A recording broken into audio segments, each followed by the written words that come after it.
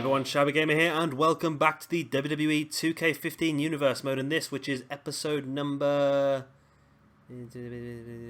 11 of Combat Zone Wrestling's Hardcore Television.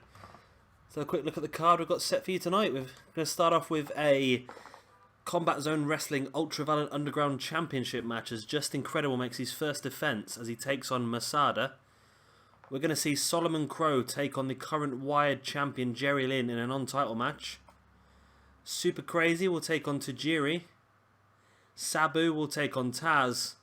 And then our main event this evening will see the Combat Zone Wrestling champion Dean Ambrose take on Rob Van Dam. So without further ado, let's get straight into the first match. So as I just said, the first match will be Justin Credible's first defense of the CZW Ultraviolent Underground Championship as he defends against Masada in an Extreme Rules match. And we are underway.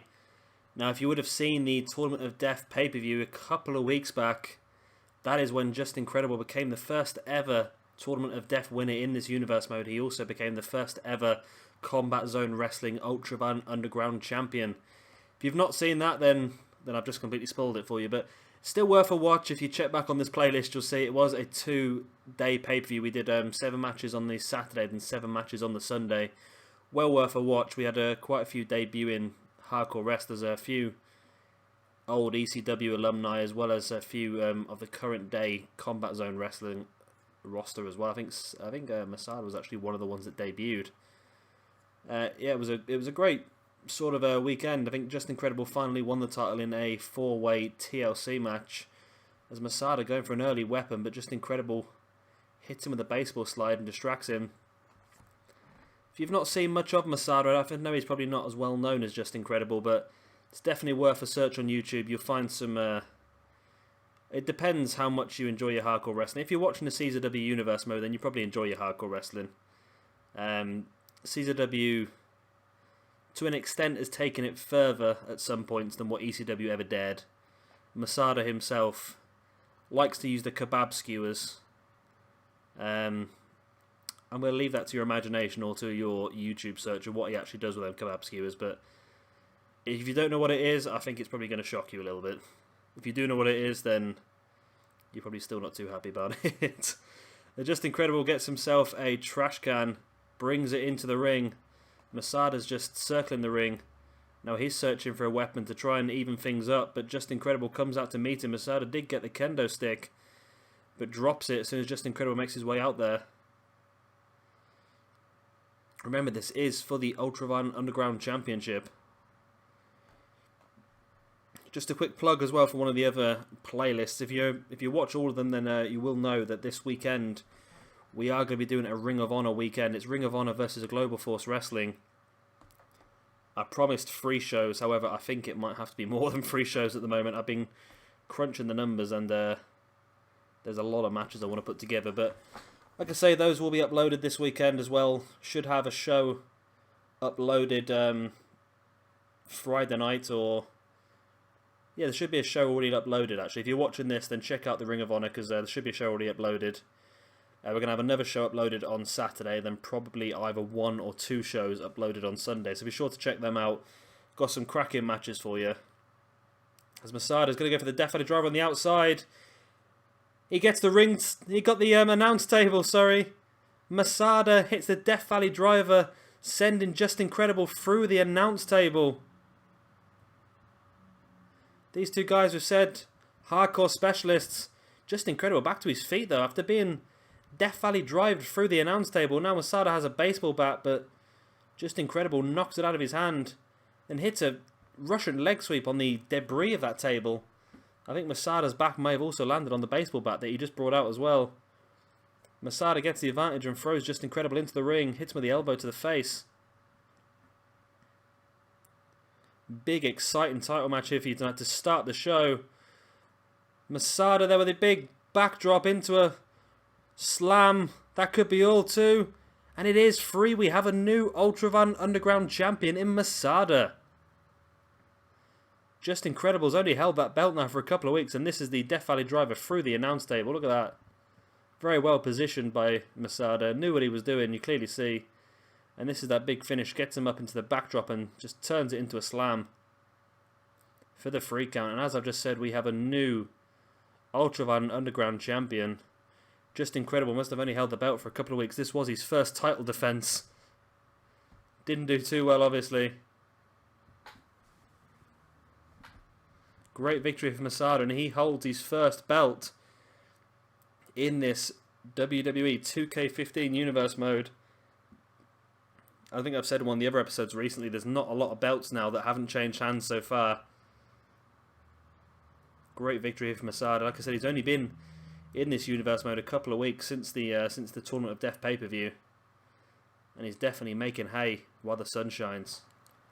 And match number 2 this evening, we'll see the Wire champion Jerry Lynn take on Solomon Crowe in a non-title match. And we are underway here as well. 2 guys locking up early in the middle of the ring. Callahan taking the early advantage of that headlock, but Jerry Lynn comes back with a drop toe hold. Now brings Callahan back to his feet. Sorry, it's Solomon Crowe. I do this every single episode. I should just change his name to Sami Callahan, shouldn't I? I've not seen him a lot in NXT so far as Solomon Crowe, so I'm just stuck with the old Sami Callahan. That's how I knew him. That's how I discovered him. Fantastic CZW wrestler. I think he was distinctly average, to tell the truth, and then he was very much overweight, and then I think over a period of a year he lost quite a lot of weight, built himself a better frame, and that really is what sparked his career to life, really. He had some fantastic feuds in CZW and in PWG with Drake Younger.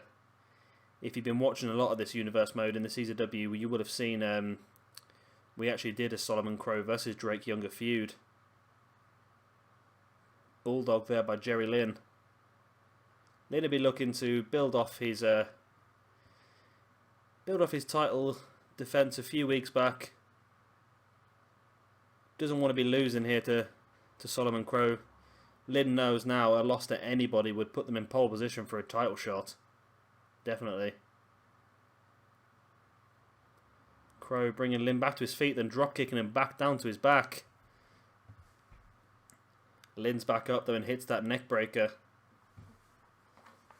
Gonna go for the pin. 1, 2. Oh, very close to a 3 count there from that neck breaker. Jerry Lynn's got Solomon Crowe. He's got him up in that gory special and drops him face first. Pulling Crowe into the centre of the ring. This should be all here. 1, 2, 3, and it is. The Wired champion Jerry Lynn picks up the victory here over Solomon Crowe. That was the early pin from the neck breaker. Very close to a 3 count as it was. Then Lynn grabs Solomon Crowe straight into the gory special. Pulls him into the centre of the ring and gets the pin as you've just seen there. Another good victory here for Jerry Lynn. He's definitely a man in form. The current Wired champion defended the belt successfully at the Tournament of Death in a 4-way ladder match against RVD, Sabu and Ricochet. Completely against the odds. Numbers are against him, but he's still building off that momentum to become quite a force to reckon with in this universe mode. Match number 3 tonight, we'll see 2 ECW originals as Super Crazy takes on Tajiri. And we are underway. Very quick head scissors there by Super Crazy to start things off. Taking Tajiri by surprise there, really. Crazy now using his speed against Tajiri. Tajiri's not the slowest guy himself. We should see a great quick offense by both guys in this match, but Super Crazy is dominating so far. Another Hurricanrana. Now twisting the arm of Tajiri straight into that armbar. Tajiri is just being destroyed in this early proceedings here. And there's Super Crazy with another Hurricanrana. Tajiri back to his feet, but gets hit with the kicks, and then again another head scissors by Super Crazy, who's really dominating this match, but Tajiri finally trying to fight back, gets a couple of strikes. Gets Super Crazy in the front chancery, then throws him into the corner, face first. And now whips him into the far corner. And follows it up with a kick, but Super Crazy avoids it. And then gets the Lucha Libre style armbar. Arm drag. But But then comes back to Tajiri, who hits him with that hip toss. Crazy now, throwing Tajiri into the far corner. Follows up with the shoulder block to the stomach. And there's a great Lucha Libre style arm drag again. This time using the ropes to his advantage to build up some more momentum. Then hitting the springboard splash. Super crazy. Super crazy taking the... We've already lost one announce table tonight. We don't need to lose another. Super crazy prepping the table. Brings Tajiri over here. Puts him up on the table. Super crazy up on the turnbuckle. He's not going to jump from there, surely. A huge moonsault. A huge moonsault, and Super Crazy puts Tajiri through the announce table. Oh my word. I love it when the game gives us some spectacular action like this. We've seen some good matches tonight already. And the excitement keeps building here. A Super Crazy hits a moonsault from the turnbuckle through the announce table. Tajiri's back to his feet though, give him all his dues. Referee trying to gain some control here, but these two guys are intent on fighting on the outside. Another arm drag by Super Crazy. Brings Tajiri back to his feet. Throws him into the ring. Follows up with the elbow to the face. Up onto the apron. I thought he was going to go for a springboard there, but jumps over the top rope and gets caught by some kicks by Tajiri. Super Crazy with a kick of his own though. Picks Tajiri up. Sit out powerbomb into the pin. 1, 2, 3, and that is all. The damage done to Tajiri already. Putting him through that announce table with the moonsault. That was a... Here we go. We're going to get a replay of it as well.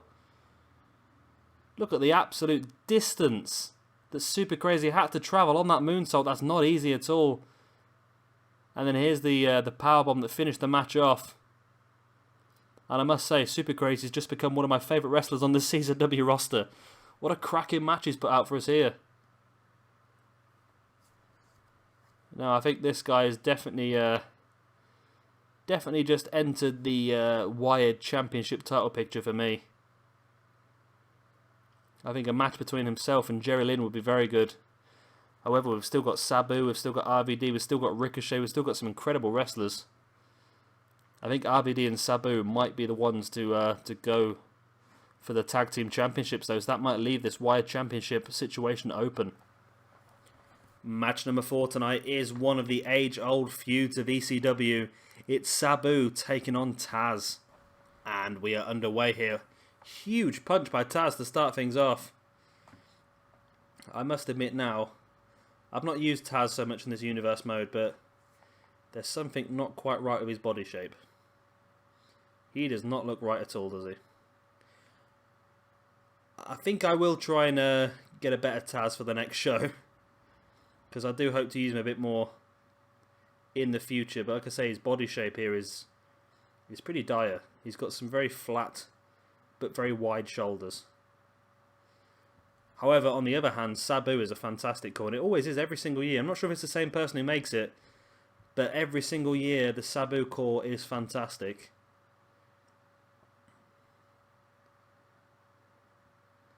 Taz using some extreme strength here to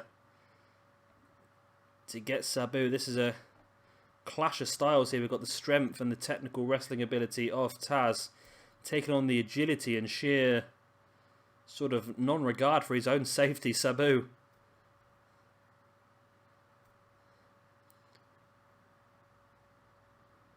Taz now with the stomps.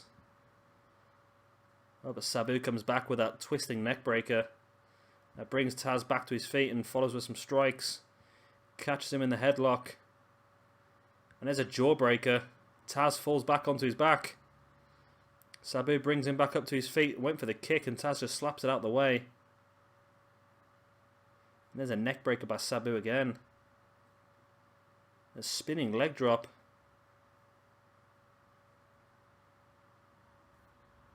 Bringing Taz back to his feet and hitting that kick again. Sabu brings Taz into the centre of the ring. Going to go for the pin. 1. Not even a 1 count. Referee's hand didn't even start going down to the mat before Taz kicked out. He is a tough son of a bitch, is Taz. It's going to take a lot of damage to keep him down. Sabu with that running clothesline. What a great hip toss by Sabu. Sabu catches Taz in the front chantry, but Taz trips Sabu. And then just drills him in the back with that kick. Bringing Sabu back to his feet, then hitting him with that suplex. So one thing I must admit, I'm not over keen on this Taz. He hasn't got a lot of suplex in his arsenal at the moment. Sabu then another running clothesline and hitting that spinning leg drop. I think we're definitely going to have to get a better Taz for the next show. If this is your Taz core, I apologise. I'm not taking the piss out of it, but it's just not very good. Jawbreaker by Sabu.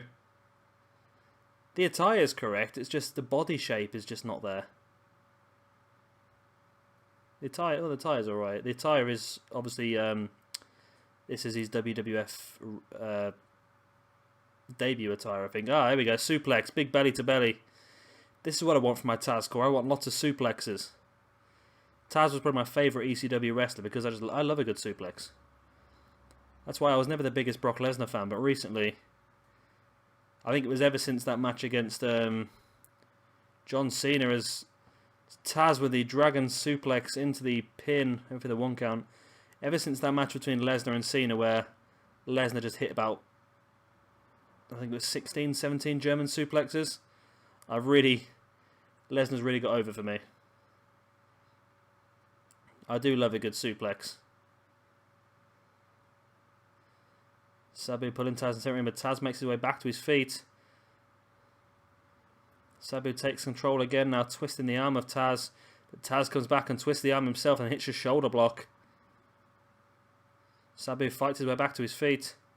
There's a hip toss by Sabu. And then a knee to the face. It's really aggressive, that was. Made sure his kneecap connected perfectly with the centre of the face of Taz.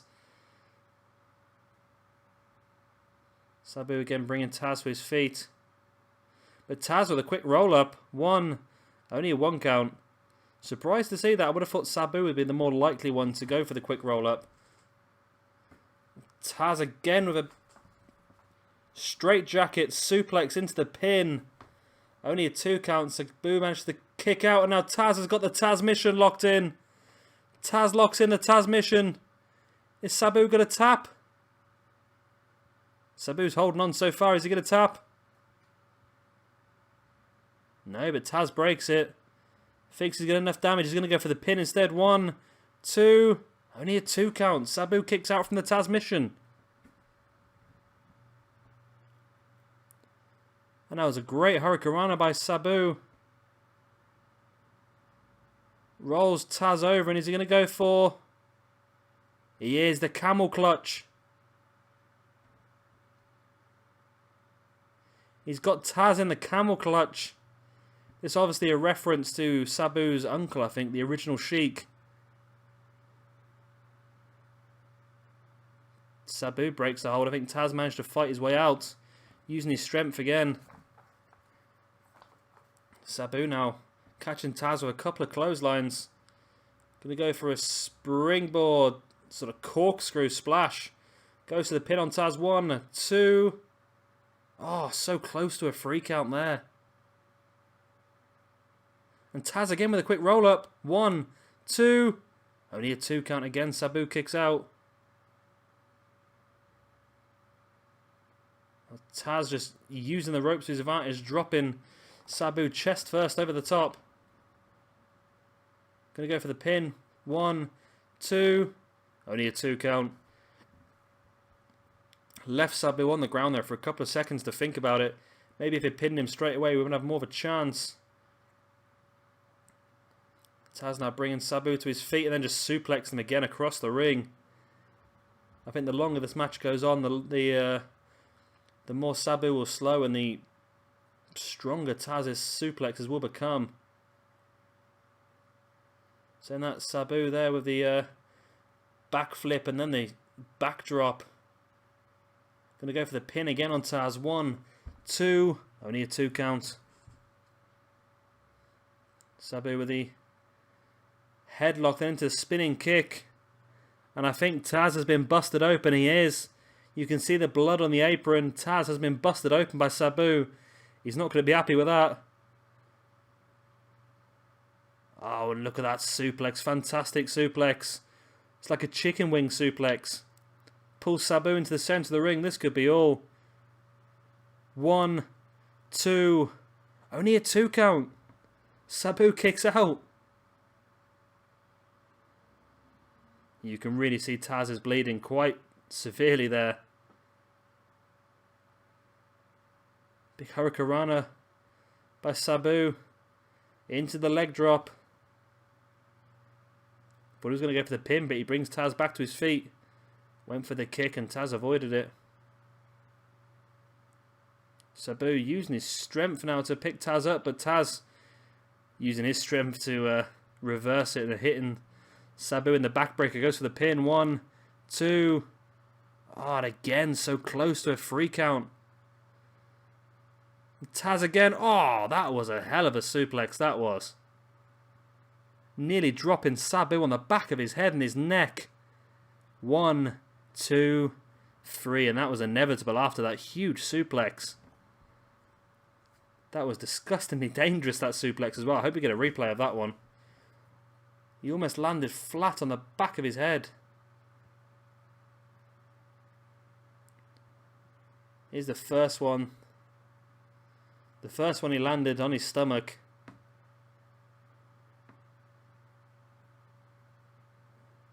We're going to get a replay of that suplex. I think we are.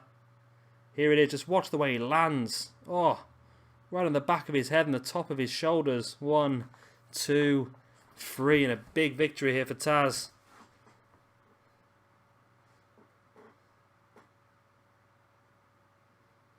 Playing the heel role quite well. Zooming into Taz just makes his call look a little bit worse. So I think I'll definitely look to see if I can get a better one for the next show. I promise. That's my promise to you guys. If any of you ever actually watch the next show.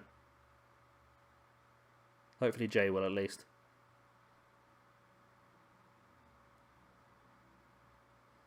But I think this is a feud we could build up. Moving towards our next CZW pay-per-view, which will be Best of the Best in about 5 weeks' time. And now it's time for our main event this evening. It will be the current CZW World Champion Dean Ambrose taking on Rob Van Dam in a non-title match. And here we go. Dean Ambrose with a quick neck breaker, taking an early advantage over RVD. But RVD given a chance to get his bearings back and hits that Northern Light suplex. RVD did start this universe mode as the well, he started as the ECW television champion, but that has now been superseded by the Combat Zone Wrestling Wired Championship. He had the opportunity to get his belt back at the Tournament of Death, but as I mentioned earlier, it was in a fatal 4-way ladder match. It involved the current champion, Jerry Lynn, as well as RVD, Sabu, and Ricochet. So RVD has had gold in this universe mode so far. Like I said, I think himself and Sabu are top of the rankings at the moment for a tag team championship shot. I'll have to see how that pans out, but then again, a victory here for RVD could completely rewrite what he's supposed to be doing up until the next pay-per-view. Like I just said, our next pay-per-view will be the best of the best. And I think we'll do the same as what we did with Tournament of Death. We'll have either a 2 or 3 night pay-per-view. Maybe borrow a couple of names from a couple of other rosters. People like the Young Bucks maybe, or Chris Hero, or someone just to give a bit of freshness for the pay-per-view, make it a bit more special.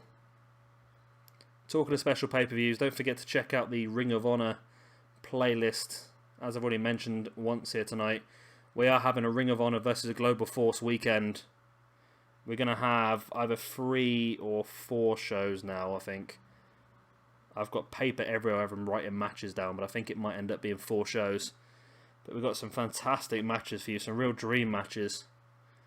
So yeah, make sure you check that. If you check the description below, you will find the link to the Ring of Honor playlist, as well as all the other playlists for the other universe modes I'm running. I'm doing 6 rosters at the same time, hence why I'm not getting very far very quickly. I've got to show every single day of the week. I've got to show every single day of the week, and then I pull out a 4-day pay-per-view, and obviously that's an extra 3 or 4 shows to record. It's a lot of work, but I'm enjoying doing it, and if you guys are enjoying watching, I shall continue. I'm hoping this weekend to try and get a little bit ahead, tell the truth, but we'll also have some debuts in the Ring of Honor vs Global Force Wrestling weekend as well. Some names that have been suggested again by Jay, so make sure to check them out.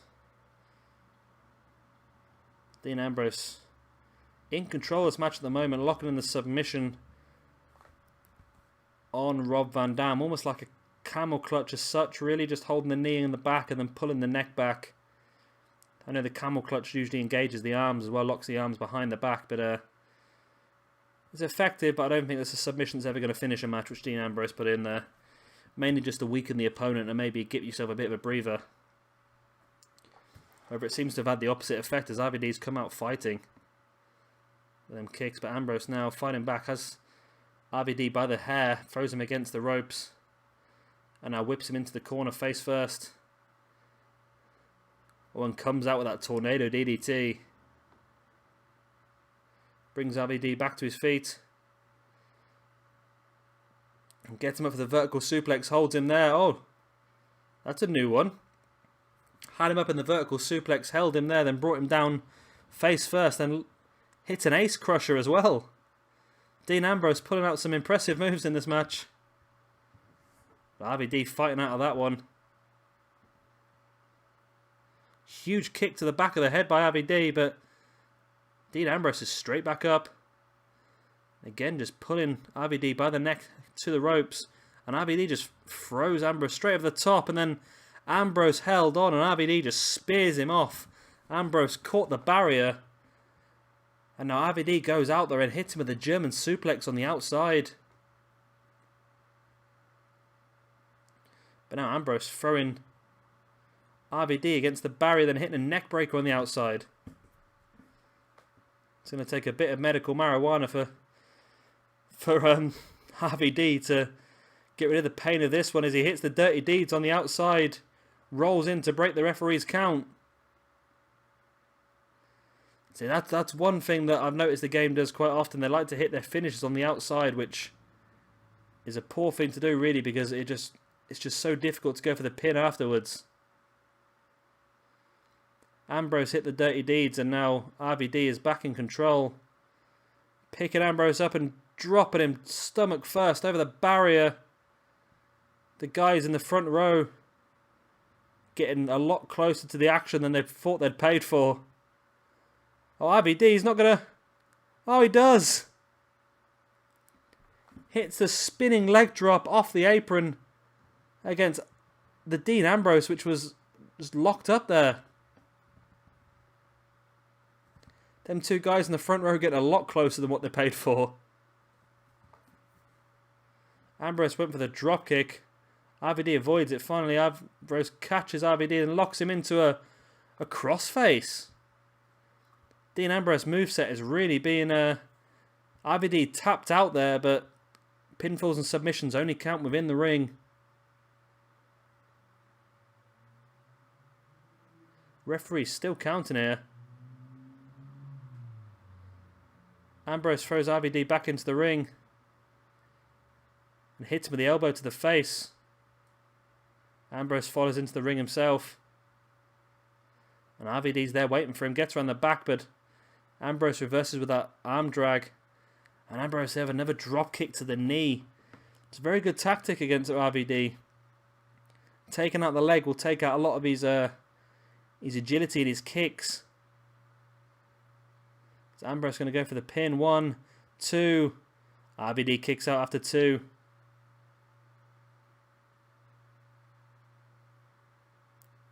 And there's an elbow to the back by Ambrose on RVD. RVD comes back with twisting the arm. Now going to go for a shin breaker on Ambrose and hits it. RVD Goes to the springboard frog splash. Pulling Ambrose into the centre of the ring. Going to go for the pin. 1, 2. Oh, very close to a free count. RVD off the springboard frog splash. I think if he'd gone for the 5-star, this match would be over. Ambrose now locking in like an SDF, and that's a fantastic move by Ambrose. I've been stunned in this match. I've not seen Ambrose pull half these moves off before in this universe mode. It was a great SDF style finisher there. We also saw the crossface. We saw an ace crusher, effectively an RKO. This was a great part of the match. I didn't even know that RVD did this on the game. It's not going to show it. Oh, really? It didn't even show the replay. Oh, that's disappointing. But there's that. It's not quite an SDF. It's what I don't know what it's called. I have no idea. If you know what it's called, put it in the comments and I'll just believe you because I've got no idea. Great victory here for the current Combat Zone Wrestling Champion, Dean Ambrose. Well, anyway, guys, that is the end of this episode of Combat Zone Wrestling. I hope you've all enjoyed it. We've had a few very good matches, actually, in this one. I've been quite impressed with what the game's given us. That moonsault by Super Crazy on Tajiri was just insane. It was super crazy, that's what it was. Yeah, like I said, if you check out the description below, you'll find links to all of the other Universe Mode brands that we're currently running. Be sure to check out Ring of Honor for them that pay-per-view weekend against Global Force Wrestling. I've been Shabby Gamer. Thank you very much for watching this episode, and goodbye.